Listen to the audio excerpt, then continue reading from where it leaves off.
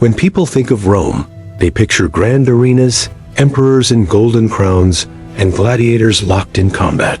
But behind the glory, Rome hid punishments so terrifying.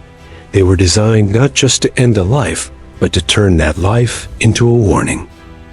And today, we re-uncovering 4 of the darkest punishments from ancient Rome, starting with the one that lit up the night sky. Punishment number 4.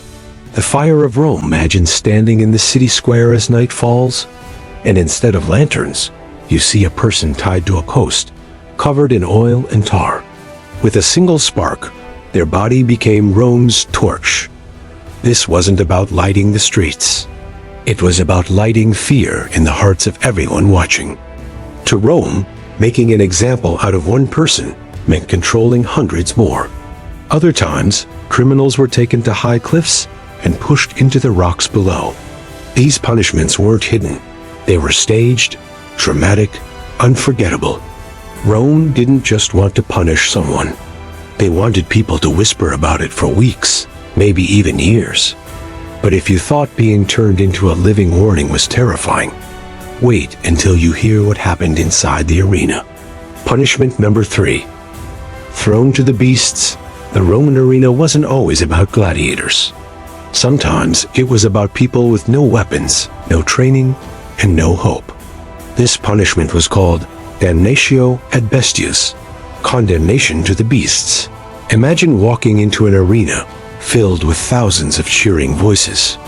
The cage door opens and out steps a lion or maybe a pack of wolves. There's no contest here, no chance to win. The crowd knew it. The victim knew it.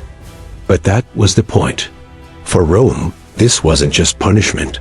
It was theater.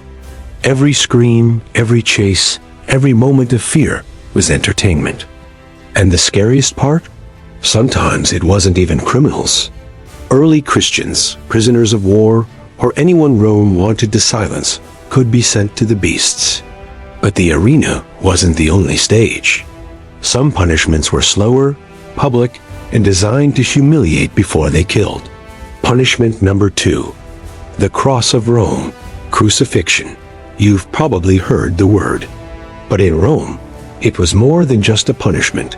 It was a message carved into the sky. A condemned would be forced to carry the heavy wooden beam through the city, paraded in front of crowds. Then they were tied or sometimes nailed to a cross, raised high for all to see. And there they stayed, not for hours, but sometimes for days. The sun burned, hunger set in. The weight of their own body pressed down until breathing itself became a struggle. For Rome, the slowness was intentional. The cross wasn't just about ending someone's life. It was about displaying it, turning suffering into a warning so powerful that no one would dare challenge the empire. But as brutal as the cross was, Rome saved its most chilling punishment for the crime it hated above all others. Punishment number 1. The sack of horror, Ponacule. Among all Roman punishments, none was more feared or more bizarre than Ponacule. This was reserved for one crime above all, killing your own parents. The guilty person was tied up and sewn inside a leather sack.